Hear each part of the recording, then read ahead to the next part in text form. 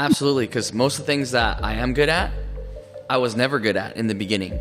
And because the pain of not being good at it was so strong, right? I knew if I just put in the time, the practice, if I practice more than other people around me, eventually there's going to be a time where my skill set's going to surpass theirs. Absolutely. The people watching the podcast and listening to the podcast want to learn. And the actions, the things that I did was just a model and a duplication of the people that I was following. And saying to myself, hey, you're still JCMF Rangel.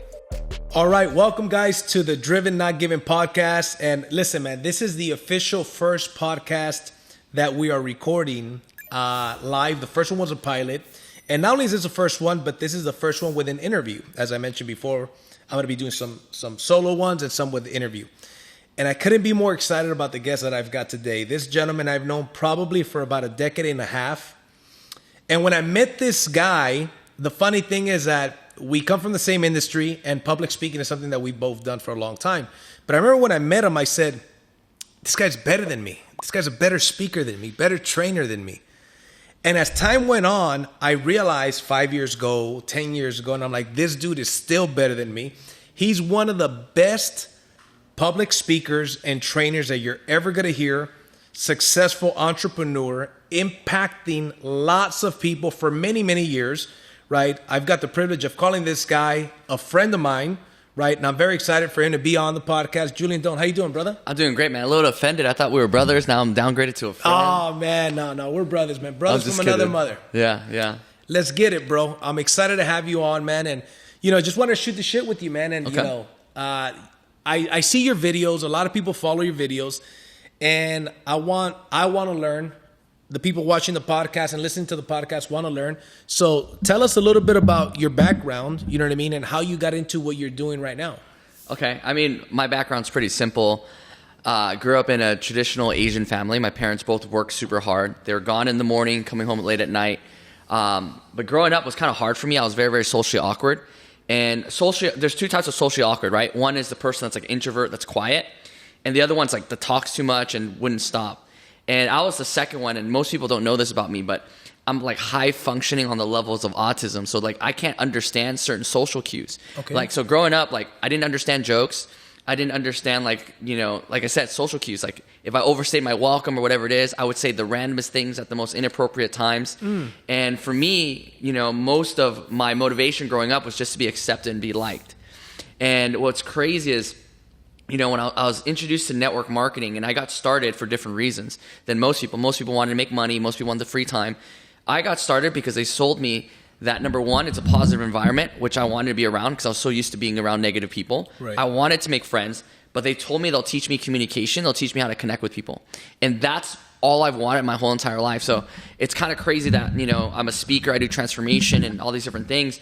When growing up, I couldn't connect with people. I couldn't talk to people. I was misunderstood most of the time, and I never understood why. Interesting. So, yeah. I would have never guessed that, bro. Since when did we meet? Probably 2006? 2007, 2008. Somewhere around there, 2007, 2008. And you've always been so polished. So for you to tell me that, what you just told me right now about what motivated you to get started and when you were younger, that's very interesting because one can never tell. Yeah, well, what's crazy about the whole polish thing, it's not so much anymore, but in 2007 when you met me, I was just really good at being coachable. So what I would do is I would literally listen to the information, I would write it out word for word, and I would practice in my car, and I would repeat it, but not so much just the words, but I would try to repeat the tonality and the way they delivered it.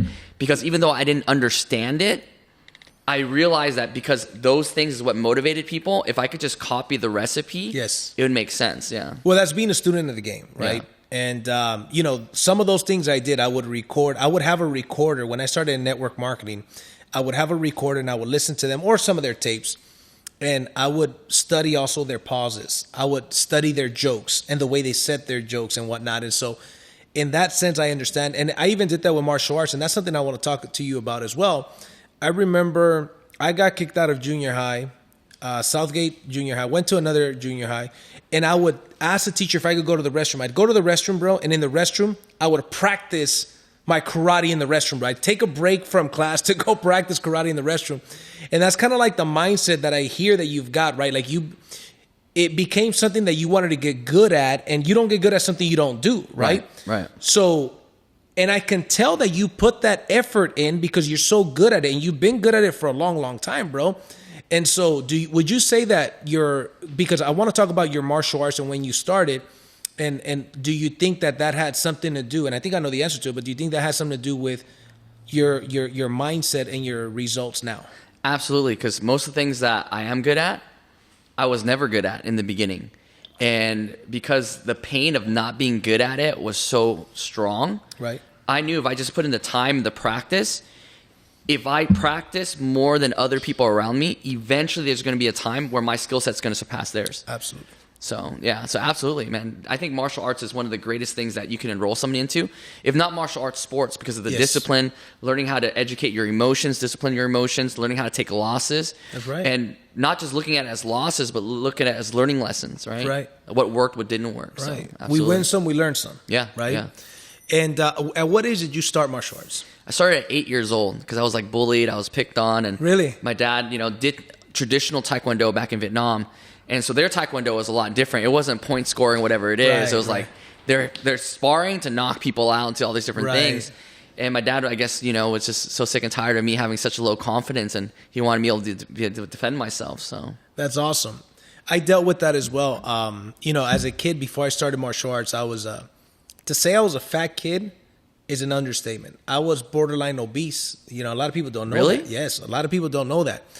And I remember, bro, before I started karate in elementary school, I used to lay down on the couch eating a chocolate donut, watching Bruce Lee movies, which is ironic, right? I'm watching Bruce Lee movies. This guy's in great shape, great martial artist, but I'm sitting down eating a donut, laying down, not being active, not outside playing. Now, don't get me wrong, I would play outside, but I'm talking about this particular moment.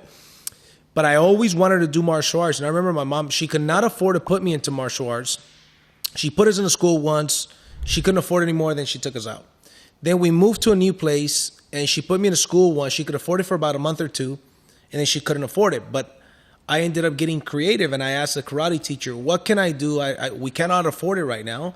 And I asked, hey, what can I do? And he says, hey, if you come in here and you mop the floors, the mats, you clean the windows and the mirrors in the restroom and pick up the bags, you could train for that day. And if you do that every day, you could train for free.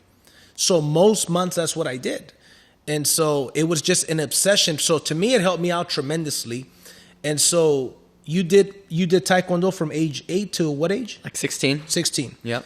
And so did you get in shape? Were you a chubby kid? What was the situation? I was actually super scrawny. I was like 125 all the way up into senior year. And then after that, I joined network marketing. And in my first year, I gained 50 pounds. And I was 180 pounds. Wow. And I scaled all the way up to 210. So you went to 210 pounds? 210 was my max, yeah. Man, that's above the light heavyweight division in the UFC, man. Yeah. Now, here's the thing, though. You reinvented yourself, bro. Yeah. You even shared a picture. And I remember when I met you, you weren't in shape. Now I see your Instagram. People see your Instagram. You're working out all the time. You've got the transformation camps we're going to get into. You got the tattoos, man. You're like a cool dude, bro. You know what I'm saying?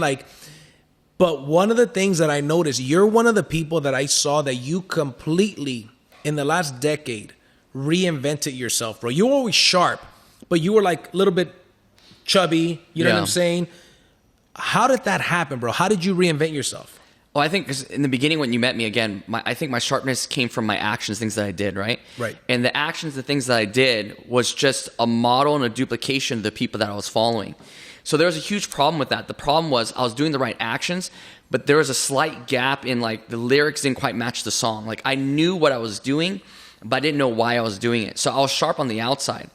And then the biggest transformation came in 2009 when I went through my own transformation course. Okay. And, it's kind of funny how that came because, obviously, we had the same mentor, in that company and stuff. And Sure. I was paying my auto ship every single month, and he kind of sat me down. And he said, man, I feel so bad for you. I'm like, what do you mean? He goes, we became friends. I go, why do you feel bad for me? He goes, I honestly believe everybody can make it in this industry, but I'm starting to think maybe you don't have what it takes.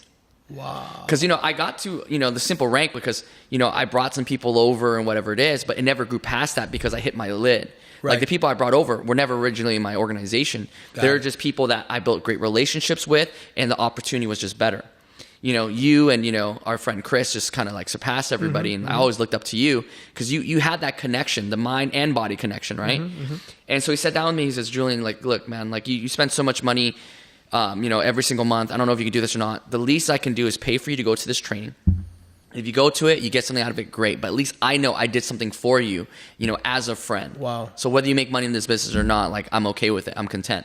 But I'm also pretty sure because secretly he wanted me to make money, right? Sure. And I went to that training, and that's when I kind of figured out the secret. The secret was it's not what you do, it's who you need to be to do the things you need to do to have what you need to have. And so it was from there that I realized that, we're not tied to our past.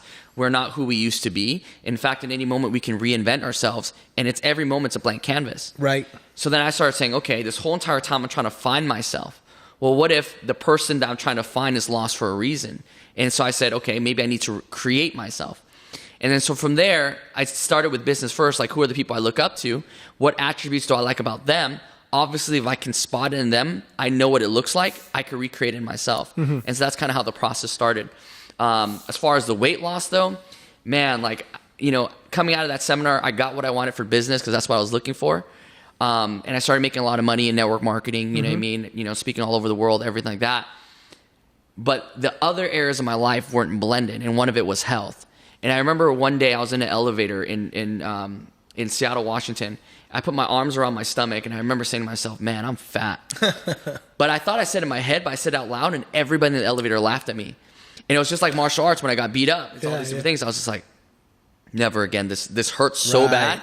Never again. And I did something crazy. I went on the master cleanse for 30 days.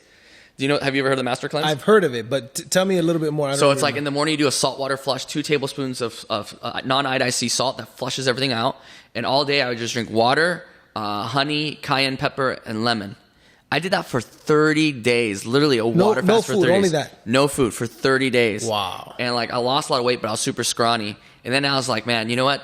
That's not health either. Right. That's not fitness. And then so I started doing a bunch of different things. That's drastic.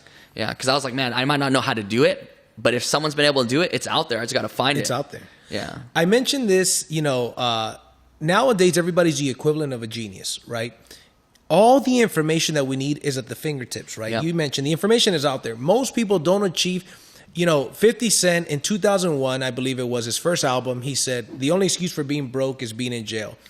Being broke is one thing, but also getting results. The only excuse for not getting results in really any area that you want is really lack of commitment, right? Yeah. And you mentioned for you, it was more like, I don't know, maybe desperation or for you, it was probably more inspiration. And people go out there and they make drastic changes either out of inspiration or desperation. Yeah. When you said, damn, I'm fat, right? And everybody heard. Would you say that was out of inspiration or desperation? Desperation. I would say a good chunk of my life it was to avoid pain rather than running towards gaining pleasure. I was wired that way, for a long time until I rewired it. But it was definitely out of desperation, which doesn't last as long. It's a great starter, right? But anytime that you attach something negative to something positive, a negative emotion to a positive achievement, it's hard to be consistent and to attain it and to be consistent with it. That is such a key thing that it doesn't last as long. And I think that's one of the things that is important for people to get. And I got something out of that big time because it doesn't last as long as inspiration, right? And so I believe, bro, that everybody has kind of like a default that they're wired to, right? Whether that's in income, whether that's in weight. Even with me, bro, like for me, my average weight is about 200 pounds. My ideal weight is about 190 though. Yeah, but I didn't look like you at 200 pounds. That was the only downside. Yeah, right. It's true. Well, you're a little bit, you're not as tall as I am. And so, but my ideal weight is 190. And I'm perfectly fine at 190, but I fluctuate between 200 and 205. But see, back then, my identity now is, I know I'm going to work out 3-4 days a week. I know that I'm going to eat not super healthy, but healthy. And that's one of the things as I get older, I'm starting to intermittent fasting and eating right. I take a lot of vitamins and stuff like that because the identity that I have is I'm going to go bell to bell. I'm going to put everything in this day. One of the things I tell my sales organization is at the end of the day, there's a couple questions that we should ask. Number one is, would I do business with me? Right. Number two is, if my team did what I did today, how much money would we make? And then the third one is, do I deserve to sleep tonight? Because of the efforts that I put in, right? Right. And so tell me about some of the stuff that you talk about in your transformation courses, because you've been doing that for how many years now? For about 5-6 years. 5-6 years. Got it. So tell me about how long they are, what kind of things they learn. Tell me about some of the success stories, because I know you've got a lot of success stories that come out from there. So, I mean, it's been revolutionized several different ways, but it's on average a 4-day, totally experiential program. So it's different than traditional seminars where you're just sitting there, you're just taking notes, you're listening, because you walk away understanding it intellectually and cerebrally. How our seminars are set up through guided meditations, through group sharing, through partner sharing, partner exercises, you actually experience the exercises. Okay. And because when you're experiencing it, it stays with you. Now, a lot of the things that you're going to learn in the seminar are stuff that you already know. But the challenge is stuff that people have already told you that you don't really listen to. But when you get to that discovery yourself, that's what leads to commitment, right? That's what Socrates says. Self-discovery is what leads to commitment. Right. And so traditional personal development says this. It's like, if there's a baseline, 0 and 10, 10 being like your highest self, and we tell people to audit themselves, right? That's the first exercise we do. Like, hey, imagine subjectively someone switched bodies with you. Mm-hmm. And now they have your health, they have your sense of self, spirituality, they have your relationships, and they have your business. How would they rank your life on a scale from 0 to 10, 10 being great? Most people would say on average 3 to 4, right? Wow. Now, what tends to happen then is personal development, traditional personal development says, if you're 3 or 4, here's what you need to do to get to a 10. Right. But the challenge with that is the more you try to get to a 10, the more you're reinforcing you're not a 10. So what happens is even if you get level 10 experiences, you get level 10 accomplishments, what tends to happen is imposter syndrome kicks in, you start self-sabotaging, and you go back to whatever that number is. Right. Some people are even worse. Some people, that's their number, and they try to pull other people down. So what transformation says is, what if you're already a 10? What if you're already your greatest self? You just bought into some BS beliefs that make you believe that you're a 3. And so what we help you do is identify what those beliefs are and let it go. Mm-hmm. So instead of adding, we subtract. And again, we do that through exercises. And it's pretty cool. It's effective because, again, you're living it and you're experiencing it. Right. I mean, you and I know, like, when you watch those commentary of the UFC and fighting, people go, man, if I was Conor McGregor, I would have done this. It's like, if you've never been in a ring, like, you don't have that experience. You don't know. So it's like transformation is the sparring for life. We learn the basics and we spar so you can go out there in the real world and actually practice what you're doing. That's awesome. So that's kind of it in a nutshell. I see that you just had an event in Vegas recently or something like that? Yeah, our first event. Yeah. Nice, man. How many people did you have there? Because of COVID, we had 30. Yes. Yeah, 30 people. You can't have right now that many. Yeah. It's but crazy. Our next one, we're going to have 90. That one's going to be in July. Nice. Yeah. Where's that one going to be? Vegas.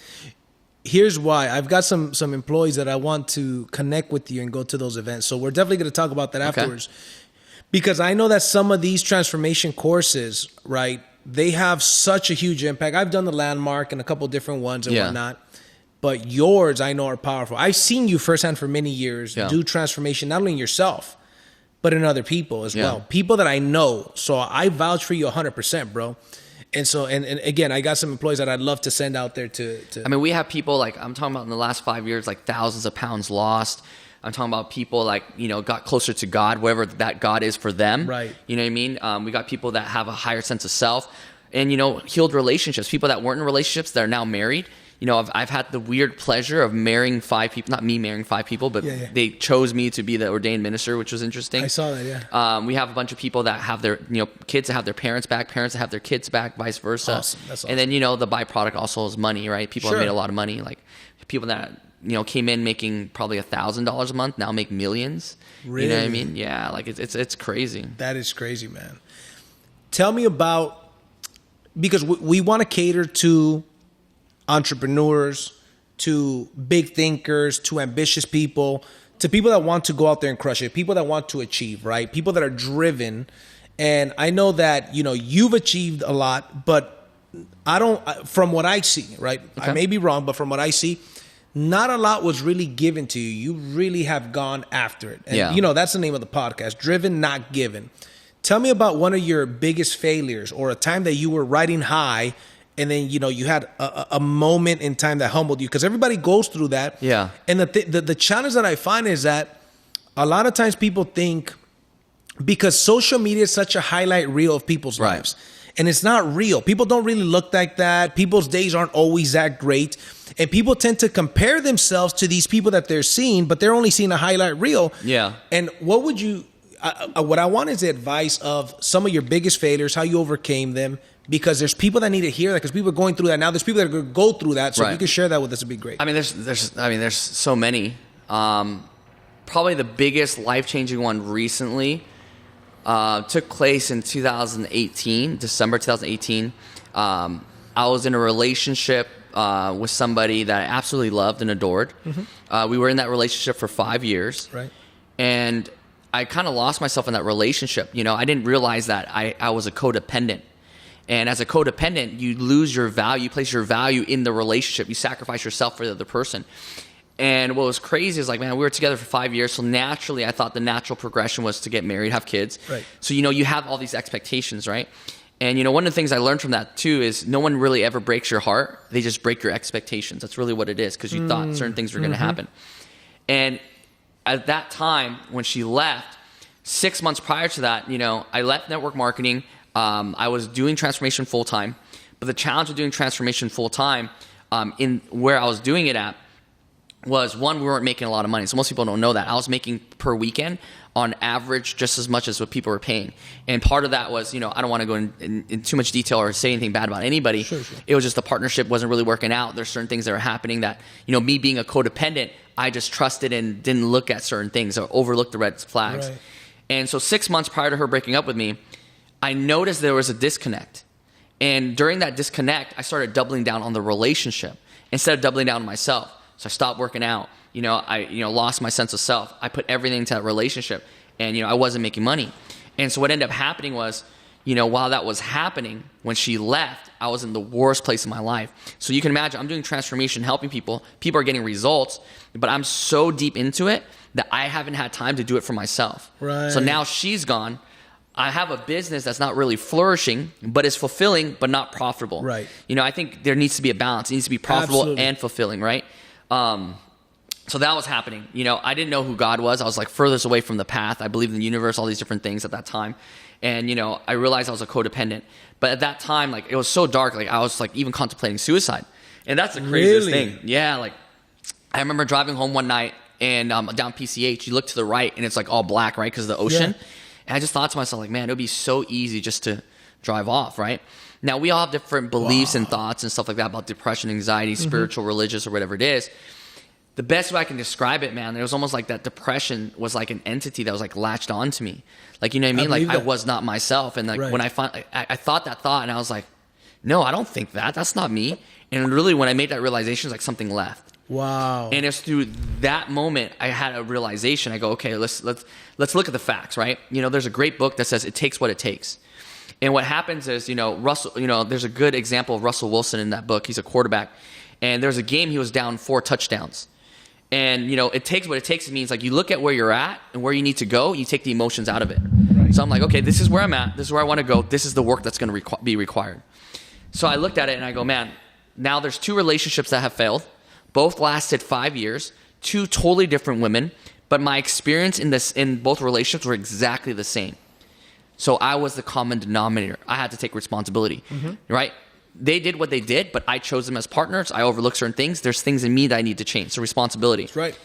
And so I went to therapy. I did a bunch of stuff, got different mentors, went to different works. And I realized it was even deeper than that. Those relationships didn't just extend in romantic relationships. It was also in business partnerships. So because of how I was, I tend to attract partners that, you know, either had borderline personality disorder, right? Or they were narcissists, right? And that's how I got myself into a lot of situations where I was taken advantage of. Things were not handed to me, maybe because I chose those people that didn't want to invest, whatever it is. And so that was a whole realization. I started reinventing myself there. I'm like, man, if I don't want the next 5 years to look a lot like the last, I got to be a different person. Right. So I keep doing what I'm doing, I'm going to keep getting what I'm getting. Basic principles, right? You know, Albert Einstein says, you know, man's mind lacks the capacity to solve the problems with the same level of thinking that created it. So I knew I needed to change it. And so through that, I started healing those wounds, started not becoming a codependent, valuing me. I went out there, dated a lot of different women. I had a lot of fun, you know, because before, up until then, I chose women that chose me first. Got it. Because, you know, as women, it's easy. You know, guys, a little bit harder, right? Because you have to invest that time. And so I made this list of who I wanted, you know, what I wanted to attract. And that list completely changed because I started dating those women. I'm like, that's not what I want. Yeah. And then so it was in that year that everything changed. I walked away from that business that I was in, finally walked away from that partner.